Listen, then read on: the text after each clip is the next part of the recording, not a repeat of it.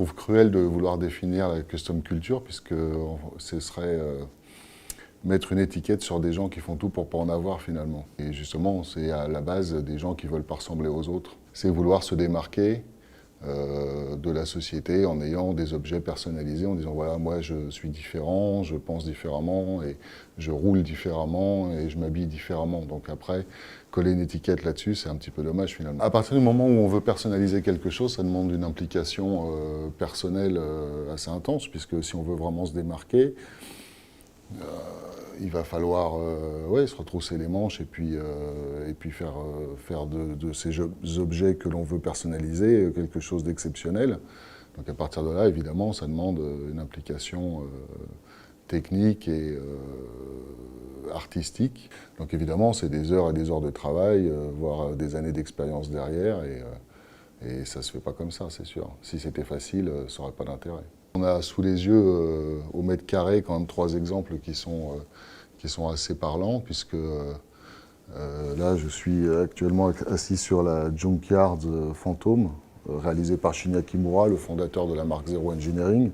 Cette moto est emblématique puisqu'elle a été construite pendant un duel de bikers pour Discovery Channel.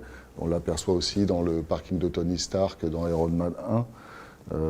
Donc c'est vraiment une moto qui a énormément de notoriété, qui a été travaillée de façon complètement artistique, façon art brut comme sait faire Kimura, avec ses touches personnelles, avec des matériaux de récupération, en donnant à la moto un style vraiment unique et très typé de sa philosophie.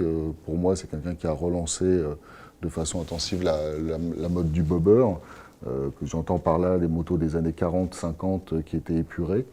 Donc lui a réussi, comme savent souvent faire les Japonais, à s'imprégner de cette culture et à la retranscrire en la sublimant sans pour autant la trahir. Donc là, on a vraiment un exemple d'une pièce assez exceptionnelle, vraisemblablement une des motos les plus abouties au monde dans ce style. Ce type de machine, donc développée par Kimura, a donné naissance à une gamme de motos tout venant, on va dire, homologuées, etc., sous la marque de Zero Engineering qu'on diffuse aujourd'hui.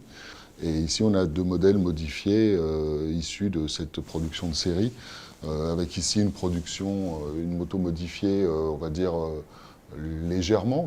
Malgré tout, il y a une belle peinture, quelques accessoires, etc., qui ont permis de justement pouvoir personnaliser et rendre cette moto en tant qu'objet custom.